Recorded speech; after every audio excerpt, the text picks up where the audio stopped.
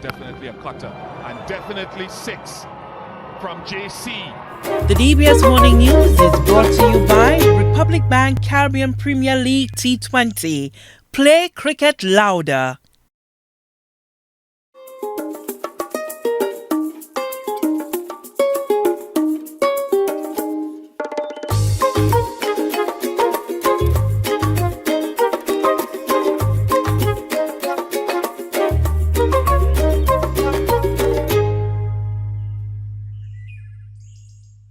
Good morning. Welcome to DBS This Morning. It's a beautiful day here in the Helen of the West. I hope you're keeping dry.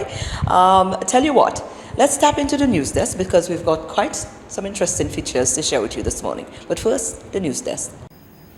Good morning. Time now for the news. With me, Timothy Polion. The head of the local Roman Catholic Church has sent an open invitation to all stakeholders for national discussion on the way forward for St. Lucia Carnival. The invitation comes amid concerns about lewd behavior by some revelers and costumes that left very little to the imagination during the recent hosting of the island's main cultural showpiece. St. Lucians have been called to engage in deep reflection in the afterglow of St. Lucia Carnival. The call was made by Archbishop Gabriel Malzer, who believes the introspection is critical in determining the way forward for the cultural showpiece. The Archbishop, in an open invitation to stakeholders, said while he appreciates the creativity, splendor, and economic benefits of Carnival, the absolute vulgarity witnessed in many of the bands were behaviors that any civilized Christian society would denounce. If this is what is regarded as St. Lucia's culture, the Archbishop said, then the country is in grave danger, given that culture, by its very nature, must promote and enhance the dignity of the human person. Culture and Creative Industries Minister Dr. Ernest Hilaire says the statement has caused him to reflect deeply. However, he maintains that Carnival, by and large, is an individual choice. I think at the end of the day, individuals have to make the best decisions according to their faith and their own relationships with God. And I really want to say to him that, it certainly served a purpose for my part as minister to really study what he wrote. It doesn't mean I agree with everything he wrote, but I certainly studied it, and it has kind of reoriented me in certain aspects. The Archbishop warned that whatever is accepted as moral norms, or the lack thereof in this generation, will spill over to the next with its increase in decadence. Any lack of moral checks and balances on the level of family, church, or nation spells doom, he says.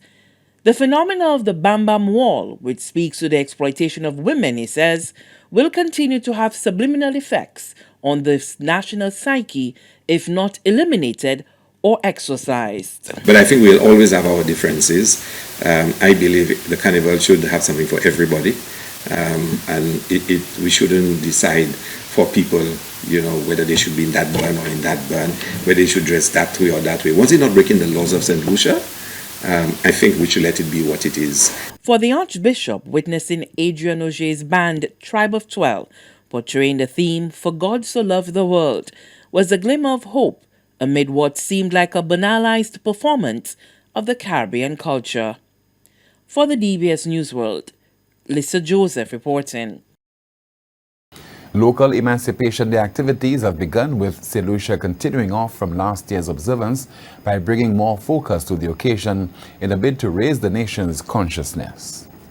We had last year decided on the August 1st, the start of the Emancipation Day, to celebrate it, in a particular way. Based on last year's presentation we had, many people have called for it to be repeated. They did not have the benefit of being out 5 o'clock in the morning to take part in the Emancipation Parade. A lot of people are saying we should do it again, so we are repeating it this year. So we will start at 5 o'clock in the morning with the Emancipation Parade, culminating with the performances on the waterfront. Then we have the Breadfruit Festival, hosted by the Anglican Church. And in the afternoon, we're hoping to have a concert in Vieux Fort. Of course, we really want to bring Vieux Fort full into the ambit of the activities that we have in. So I'll be getting a briefing this week to make sure that all is in place to make that happen. But this year, we're expecting more activities, even more exciting program than last year. And I think will bring greater significance to emancipation. And as the news, thank you so much for watching. It's a very productive and enjoyable Wednesday. Join us at noon for our next News Major, the Lunchtime Report. I'm Timothy Polion. Good morning. Thank you, Kendall. We will take a break and get right back.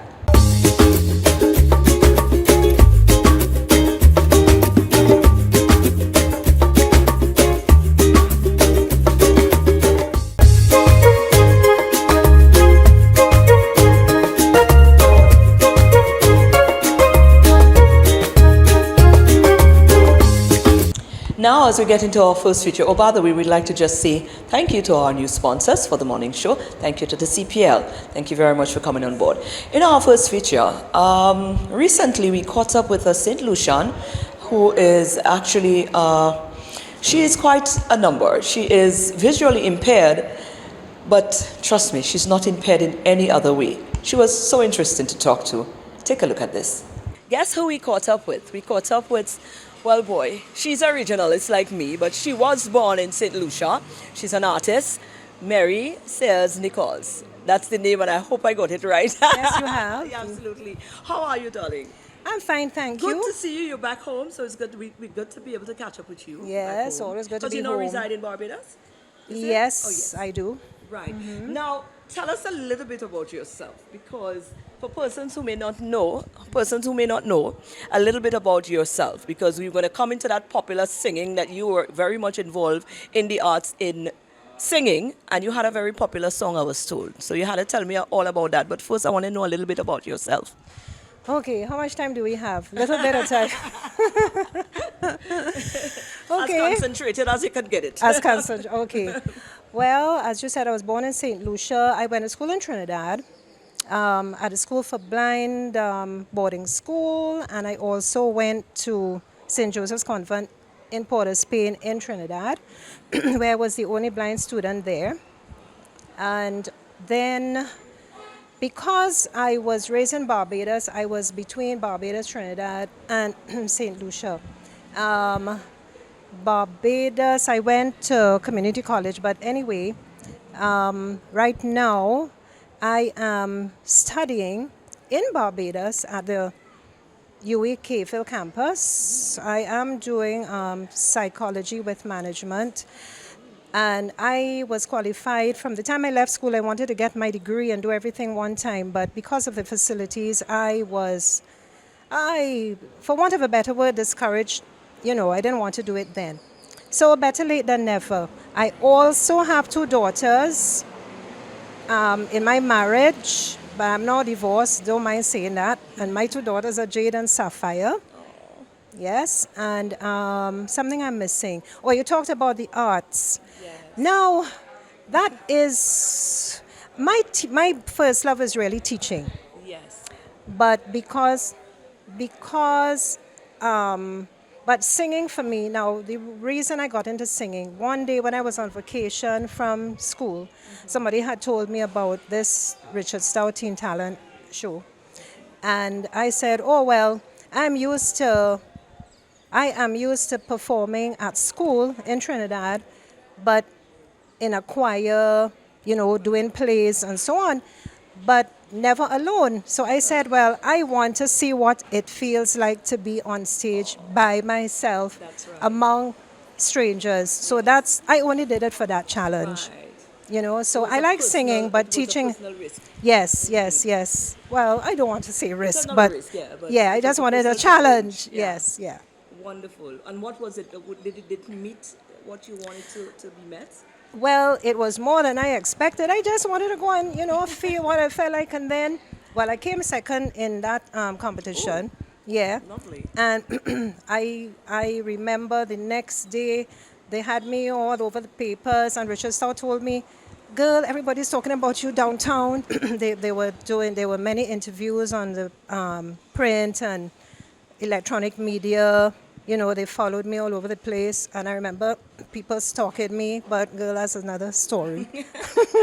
Oh, really? Yes, I remember You had this. that? In Yes. Trinidad? Was it in Trinidad? No, In Barbados? Yes. Wow. Yes, imagine that. So I said to myself, now I see what Michael Jackson and those people, how Had they to deal feel. with. Yes, how they feel, because it was very uncomfortable, but it happened. Yeah. Right. So are you still into the arts? Do you still sing to some extent?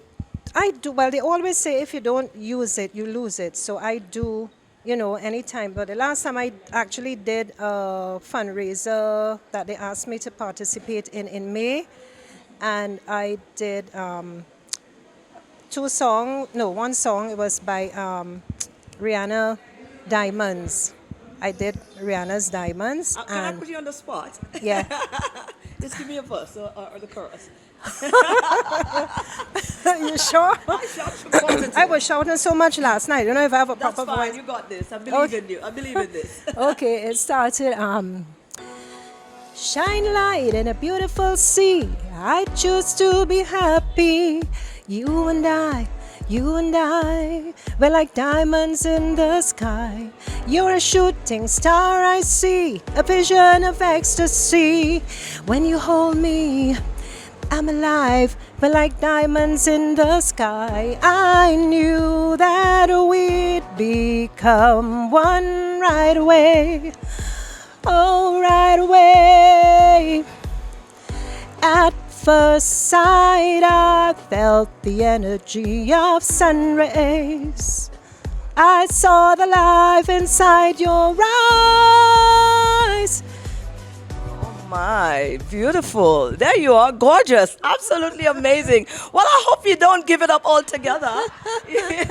No, I I'm happy won't. I'm happy you're still, partaking in Well, it. it's a little hoarse, It's but a little, that's fine. That's Trying, fine. It was trying. perfect. It was absolutely perfect. Now, what is next? Where are you studying now? Yes. Is that part of your teaching? Is that what the No, well- continuation? That's for personal reasons, or what are you yeah, studying? personal. Well, actually, I am my third year, and I do teach part-time Braille. Oh, So I do that once a week.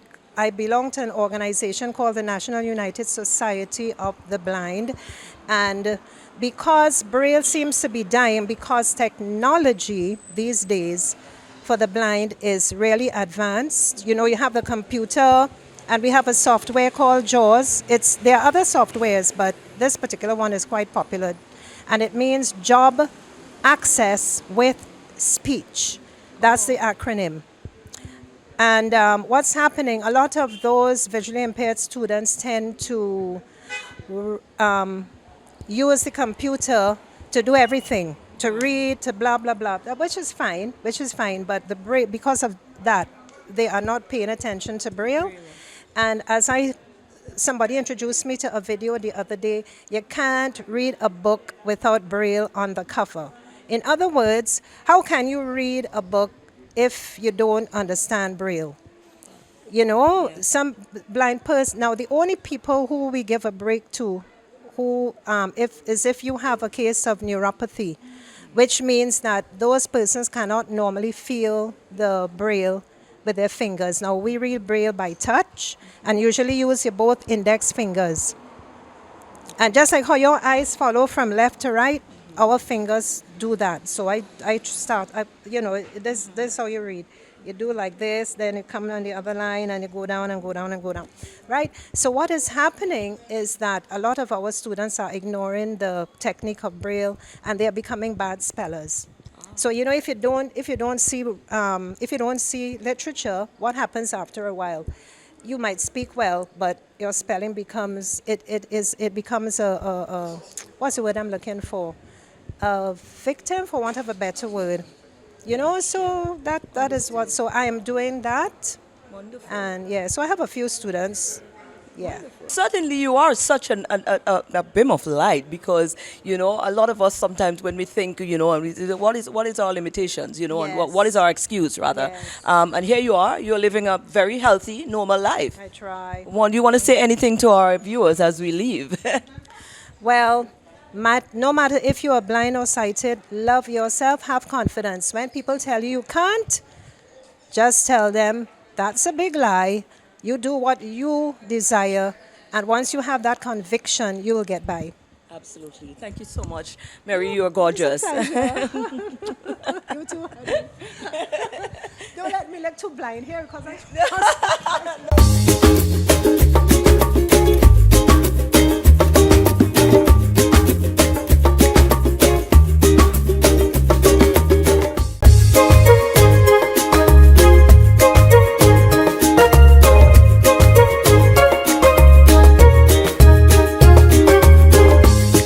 And now for our second feature. This weekend we're going to be having some action right here on the island of St. Lucia. There's going to be some boxing action.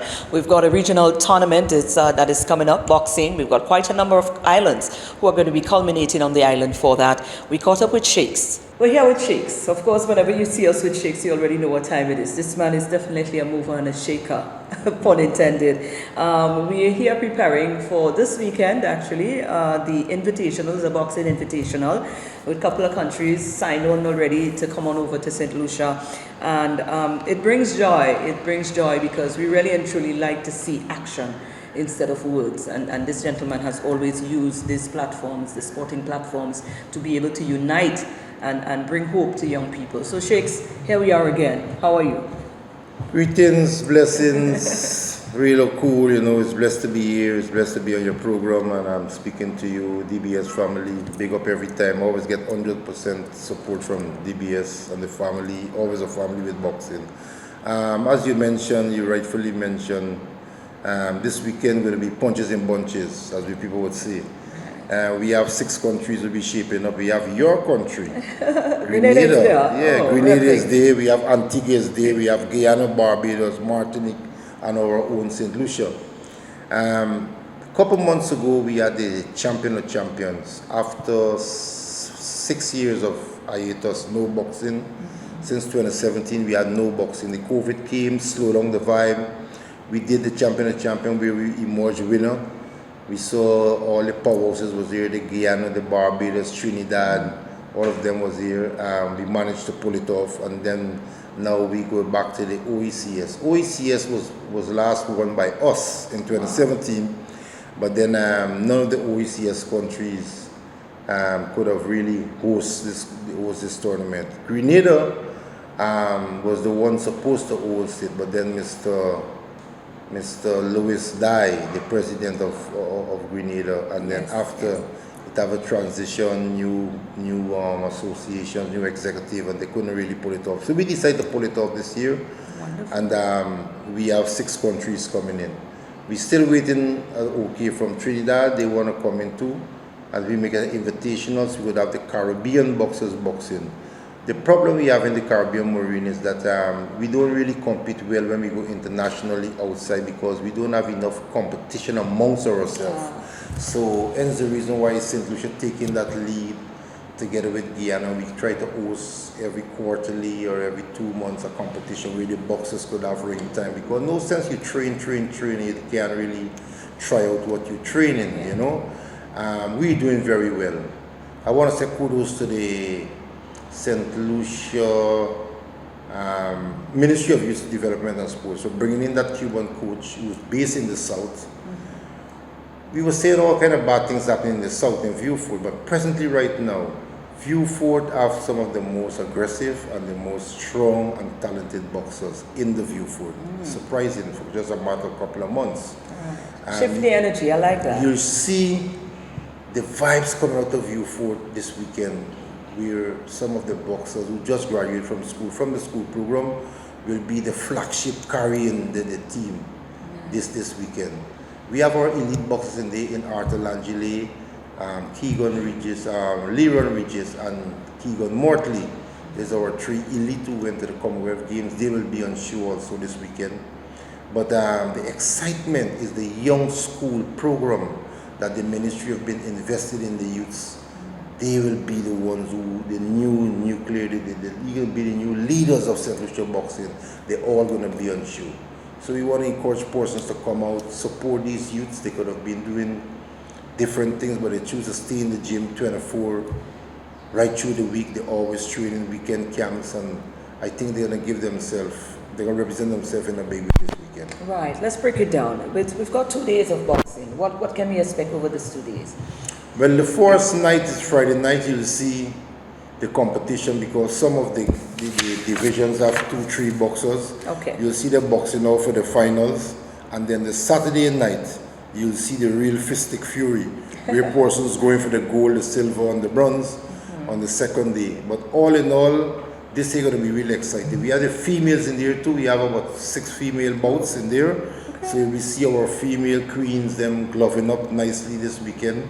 So it's gonna be a nice, clean atmosphere, good boxing. Protective gear is in order, so nobody get injured. The technical delegates in here, they came in yesterday, one from Guyana, one from Barbados, one from Trinidad, Mr. Beckles and Mr. Chase. They're the one who will be overseeing the AIBA certified, overseeing all the rules and regulations to make sure everything is intact. And we're going to transform that VG complex into an arena. We're going to be the VG arena when we finish with it on Wednesday, Thursday. So persons coming there, we're going to have the VIP area, good sound, good lighting, good stage, good atmosphere, a lot of good food to eat, local food at reasonable price, and a lot of different brands of beverages that you can enjoy and really relax yourself in a cool, nice atmosphere. We kick off at 6:30, 6 o'clock, so persons could get in and get out.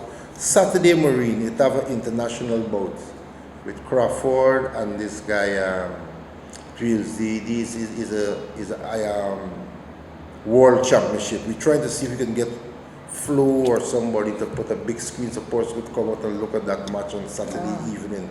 We'll feed you with more information concerning that, but that would be the big catch. On Saturday night after our boxing, you can look at the big Crawford bouts internationally right there at the VG complex. Wow, sounds interesting. Yes, and it's only $15. It's only, well, I was about to ask, what's the contribution? It's a contribution, not really a cost. It's just to really offset a few things. It's $15, kids $5. So wow. we want persons to really come out like they did the last time and support the Boxing Association in a big way. Let's tweak it a little bit. Let's take it a little bit outside because we're certainly getting excited for the weekend. Yeah. Let's speak to boxing in the region. Where are we at with boxing in the region? How fruitful it is to invest? Boxing is a sport that really creates champions and better citizens. This is our slogan here in St. Lucia, creating champions and better citizens. Boxing is one of the most bringing the most income or the most revenue in an Olympic cycle. Boxing is going through a phase right now with the International Olympic Committee where they've been expelled because our governing body, President is Russian. He's getting that fight from the Americas, he's getting that fight from IOC. And right now we're being expelled. Boxing has been controlled by a task force right now under the IOC for the Pan Am Games and Paris coming up. But our president is confident that he's going to continue supporting the federations, the Americas, the Oceanias, the European and the Asians, the 5 continents of boxing. He's going to make things happen for us. He just make $50,000 available for us that we could use for grassroots, so we'll be going in the grassroots area and developing the grassroots with that funding. Boxing is a sport, people really take it for granted, but boxing is a disciplined sport that could discipline the youth. Most champions come out of the prison and places like the Boys Training Center, because the detention center for boys, that's what really disciplined boxers. And we want to thank the parents who encourage the kids to come to the gym instead of going on the block. So we want to encourage persons again to come to the VG arena this weekend, Friday and Saturday, and support the youths of our nation as they try to lift that flag up high this weekend. Wonderful. Thank you, Sheikhs, and we look forward to being there as well. Yeah, wonderful. Representing. Yeah, wonderful. Respect. Yeah, wonderful. Man.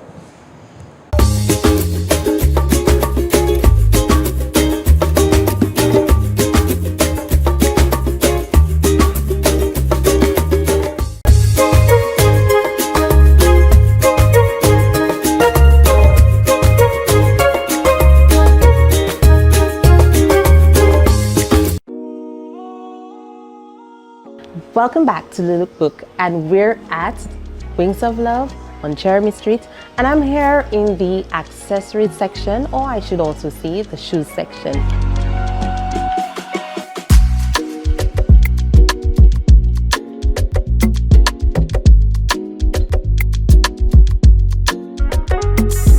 Yes, we started off on my shoes. So we are going to show you some shoes that you need to ensure that you have, and also the colors that you need to have in your wardrobe to create a striking look and a look for success this year in 2022. You know we are dressing for success, right? So every lady, or guys as well, even if I'm not showing your shoes, guys, every lady or guy should have a pair of neutral shoe. And when I talk about neutral, I am talking about colors like charcoal or chocolate or nude. These are the colors that I'm talking about. Persons normally think when persons say neutral, it has to be black. No, it is not necessarily black. Black is a neutral color, but we also have colors like ivory and beige and charcoal, pewter, and of course, chocolate. So this pair of shoes, there's variations in terms of colors. As you would see, I am rocking a striking red version because I'm dramatic, of course. But for the persons who in the workplace would want to create that business type look, you can go with the black and the charcoal, well, the chocolate color, which is a neutral. Moving along, we have a variety of variations of shoes. You can go with open toe, and of course, here, as you can see, the peep toe. This is not really peep toe, but it still has, it's not like kitten heel, but you still have a shorter heel for ladies who think of comfort first. And in the workplace or in a professional wear, you want to be able to be comfortable because you will be on your feet all day. So you need to ensure that the shoes that you are wearing are comfortable. That is important. That is very important. So I'm letting you see, come along with me. We're heading to the bags. If you have your shoes, you want to make sure that they will be in tandem or in sync with your bags. You can decide to wear the same color, or you can decide to have your bag be the accent piece of the way you will be dressing. So for example, as I'm here nicely dressed today, you can see I'm in black and white. My shoes are red, but I can decide to just pop on a navy bag with a simple red, which would accentuate or be in complement with my shoes. There are other variations of bags that you would see, and the size depends on you guys, or depends on how many things that you would want to put in your bag. Do not forget, at Wings of Love, you can get a variety of bags, a variety of shoes that you can utilize to rock with the outfits that you would wear. Now, there's this one bag, let me tell you, or I would call it, I don't know if it's a bag per se, but this one is special to me. And I'm just throwing in this one here because this year is the year for ching ching. And for me, dressing for success is ensuring that we have the money in the bags. Now this bag, guys, is very interesting. It can be rocked two ways. Here, as you can see, if you head in on your day at work, or if you decide to head out with friends and you want to be a bit more casual about it, it has a crossbody feel that can be used. Very versatile bag. And we need this, right, when it comes to dressing for success. So guess what? We are stepping it up and leveling it up this year, 2022. Do not forget to check us out right here on DBS, The Lookbook. I'll see you soon. And like I mentioned, quite an interesting day. I hope you enjoyed our features, our choices today, and you enjoyed the rest of the day. And we look forward to being back here again in your company tomorrow morning, right here on DBS This Morning. So definitely a cutter, and definitely 6 from JC. The DBS Morning News is brought to you by Republic Bank Caribbean Premier League T20. Play cricket louder.